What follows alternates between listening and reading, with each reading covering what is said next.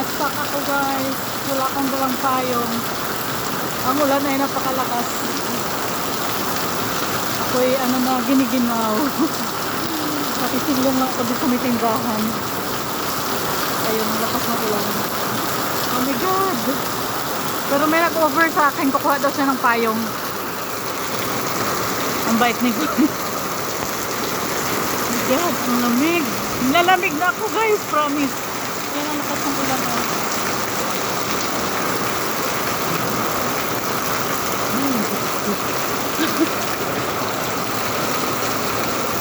Ayun.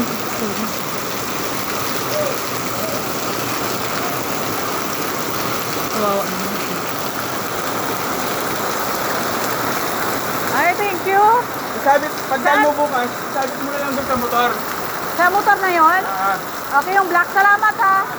Thank you. Ayun. Pinahiram tayo ng payong guys. Sobrang hindi ko naman buksan. Nanginginig na ako sa lamig. My God. Ayun. Thank you, thank you. Ay, sorry. Thank you. Nalapot ng ulan. Mabuti merong ano. Nakita na kasi ako. Sabi niya malaya pa uwi mo. Sabi ko, medyo. Ayun. Excuse me po. Thank you. Ay. Ayun. Oh God. Lakas. Sorry guys, pa-uwi na ako. May nanginginig ako sa lamig. Oh my God.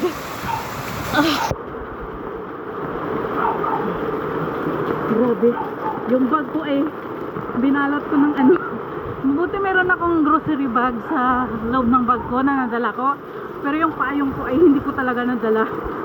So ayan, ang grocery bag ko, yun yung binalot ko sa bag ko para hindi mabasa yung aking, ayan, yung aking gamit sa bag.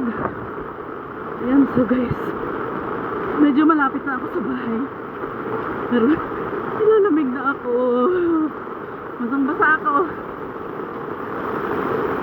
Thank you so much naman dun sa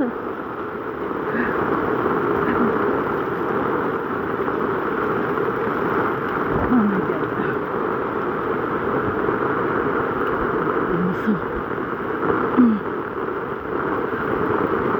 natawagan ko kasi yung anak ko para sunduin ako dun sa kanto kasi sumaya ako ng jeep. Naku, hindi ko makontak.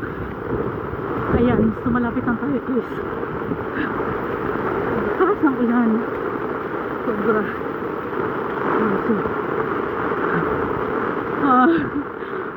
Nag-chill na ako. Sobrang lamig. Oh my God, basang basa ako. Promise, ayan. Dito na tayo. Oh my God. Wala lang. Dito.